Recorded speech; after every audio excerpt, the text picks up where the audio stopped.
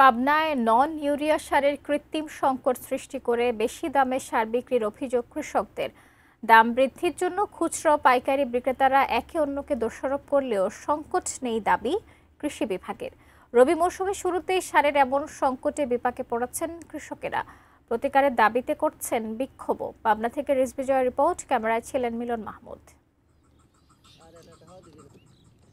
কয়েক দফা অতিবৃষ্টিতে ফসল নষ্ট ও ফলন কম হওয়ায় পাবনার পদ্মাচরের কৃষকেরা এবছর গ্রীষ্মকালীন সবজি চাষে লোকসান গুনেছেন।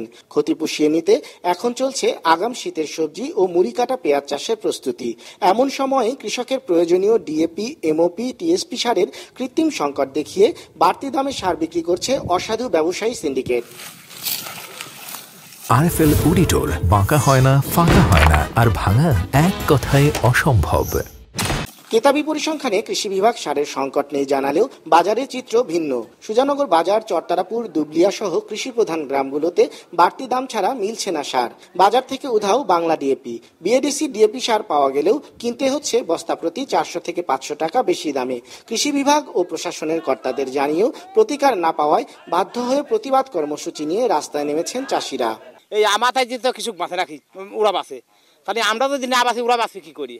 এখন খুচরা দোকানে যায়, সেখানে বেশি দামে ঠিকই অ্যাভেলেবেল সার বিক্রি করছে, সেখানে সমস্যা নেই। সারের দোকানে সার আর বছরের বস্তা প্রতি 300 টাকা বেশি।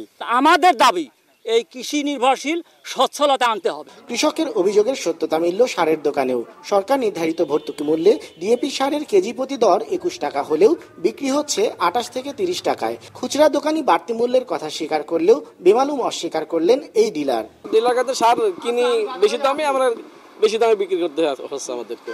বাজারে সারের সংকট নেই, অতিরিক্ত দাম নেওয়ার অভিযোগও আসেনি জানিয়ে খোঁজ নিয়ে ব্যবস্থা নেওয়ার আশ্বাস এই কর্মকর্তার। যদি সুনির্দিষ্ট কোনো অজুহাত পাই কোথাও বেশি দামে সার বিক্রি হচ্ছে, সাথে সাথে আমরা মোবাইল কোড করে সেই ডিলারের বিরুদ্ধে ব্যবস্থা নেব। সুযোগ সন্ধানী ডিলার কিছু অপতৎপরতার সুযোগ নিচ্ছে, কিন্তু পাবনা জেলায় এই পর্যন্ত আমরা এরকম কোনো ঘটনা প্রত্যক্ষ করিনি। রিজভি জয়, এটিএন নিউজ, পাবনা।